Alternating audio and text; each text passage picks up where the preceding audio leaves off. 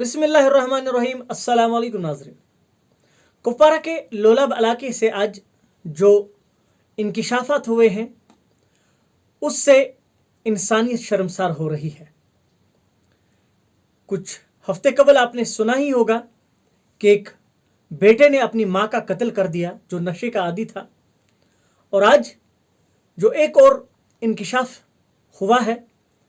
आपको मालूम ही होगा, आपको याद ही होगा, कई रोज़ कबल 29 मार्च बुध की शाम को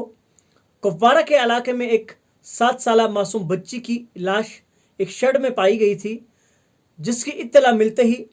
पुलिस मौका पर पहुंची और उन्होंने लाश को अपनी तहवील में लेकर पोस्टमार्टम के लिए भेज दिया। तो पुलिस ने वाकया की संजीदगी को समझते हुए एक मामला दर्ज कर दिया और पूछताछ के लिए कई अफराद को अपनी तहवील में ले लिया, और उसके बाद एसएसपी कुपवारा ने इस मामले के हवाले से एक अहम इंकिशाफ किया कि उस 7 साला मासूम बच्ची का कत्ल किसी और ने नहीं बल्कि उसके बाप ने किया था। जी हाँ नाजरीन, ये दरिंदा सिफत जो बाप है, उसने इंसानियत को शर्मसार करते हुए अपनी बच्ची का पहले गला दबाया था, उसके बाद एक छुरी का इस्तेमाल करके उसके गले को काट दिया था। कहाँ गई उसकी शफकत जब उसने अपनी बेटी का कत्ल किया? और ये भी बात सामने आई है, मियाँ बीवी के दरमियान चल रहे आपसी अनबन के चलते उसने अपनी बच्ची का कत्ल किया है। और हमारे पास तो अल्फाज ही नहीं है कि एक माँ और बेटे का रिश्ता, एक बाप और बेटी का रिश्ता, माँ बेटे का रिश्ता आपको एक हफ्ते पहले ही पता लग गया था कि एक नशे के आदी एक बेटे ने अपनी माँ का कत्ल किया था, और आज एक बाप ने इंसानियत को शर्मसार करते हुए अपनी ही बेटी का कत्ल कर दिया। तो बताया ये जा रहा है कि पहले उसने अपनी बेटी का कत्ल किया, उसका गला दबाया, जब उसकी मौत वाक़ा हो गई तो उसके बाद उसने उसको शेड में ले जाके वहाँ पे एक छुरे का इस्तेमाल करके उसका गला काट दिया। जब वो अपने घर पहुँचा और उसकी ज़ौजा ने जब ये उससे पूछा कि आपके पीछे पीछे आपकी बेटी भी जा रही थी, वो कहाँ है, तो उसने वहाँ का सीन बदल के थाने का रुख किया और वहाँ पे गुमशुदगी की रिपोर्ट दर्ज कराई। जो ही वो गुमशुदगी की रिपोर्ट दर्ज कराने पुलिस थाने पहुँचा था, उसी दौरान उसकी बीवी ने अपनी 7 साला मासूम बच्ची की कटी हुई लाश गले से जो काटी गई थी एक शेड में पाई। तो एसएसपी कुपवारा ने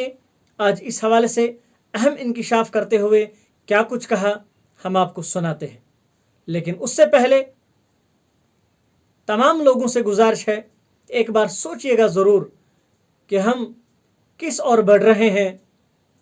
ये हम आज कश्मीर में क्या क्या देख रहे हैं, तो ज़रूरत किस बात की है,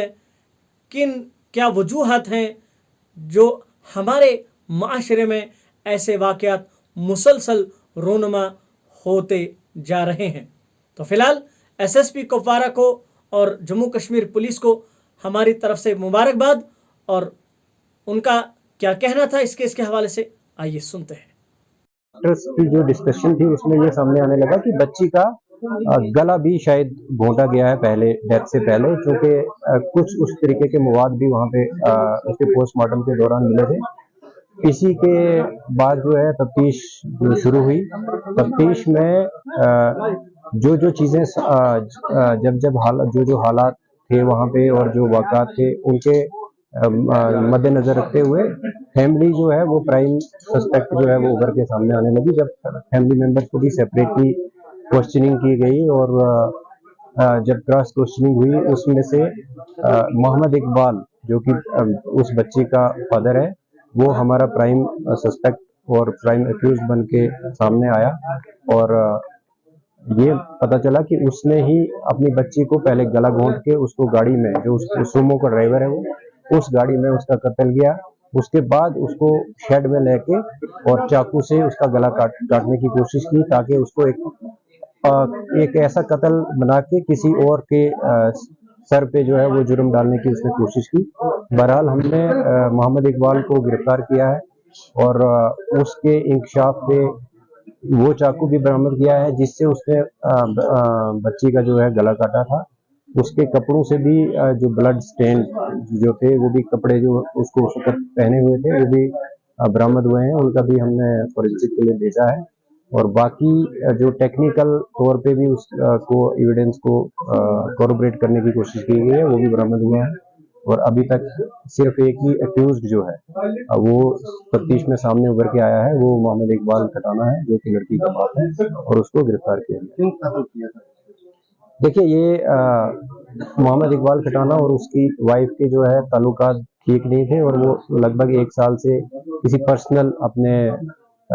इश्यूज पे लड़ाई करते रहते थे। इस शाम भी जब वो काफी लड़ाई उनकी आपस में हुई और बीवी ने अपने खामद को इकबाल को काफी हीटेड आर्गुमेंट होके थप्पड़ भी मारा और वो एक फ्रस्ट्रेशन की हालत में घर से निकला। बच्ची भी उसको फॉलो कर रही थी और वो अपने आप को बेसिकली मारने की गर्ज से निकला था और चाकू उसी वक्त अपने घर से साथ रखा था। लेकिन जो ही बच्ची उसको फॉलो की और साथ में गाड़ी में बैठी तो वो अब बच्ची को भी मारने के पहले उसमें आ गया कि अब मैं बच्ची को भी खत्म करूंगा और फिर अपने आप को खत्म करूंगा। इस बीच पहले उसने बच्ची का कत्ल किया, फिर उसने उस बच्ची को पहुंचाना चाहा तो जब पहुंचाया वहां पे अपनी गोद में लेके उस शेड में जहां पे इसकी डेड बॉडी बरामद हुई है, उसके बाद उसका जो जो वक्त बीतता रहा तो उसके अपना जो टेम्पर है वो भी जो फ्रस्ट्रेशन का लेवल है वो भी मुझे लगता है तफ्तीश में वैसा ही सामने आया कि कम होता गया। और वो फिर गाड़ी को जब पार्क करके वापस घर आया तो घर वालों ने भी उससे पूछा कि बच्ची तुम्हारे पीछे गई थी वो कहाँ है, तो उसने एक और बहाना बना के कि मेरे साथ नहीं थी और खुद पुलिस स्टेशन में आके रिपोर्ट की और इसी बीच बच्ची की डेड बॉडी भी बरामद हुई। तो ये प्योरली जो फैमिली में जो माँ बाप की एक लड़ाई और जिसमें उसको वो फ्रस्ट्रेट महसूस करता था और रोज वो ह्यूमिलेट महसूस करता था कि मेरी वाइफ जो है वो मेरे से ठीक बिहेव नहीं करती है और मुझे जो कुछ प्राइवेट उनके और पर्सनल इश्यूज पे उनकी लड़ाई होती रहती थी, उसी के कारण उसका जो फ्रस्ट्रेशन लेवल है वो बढ़ गया हुआ।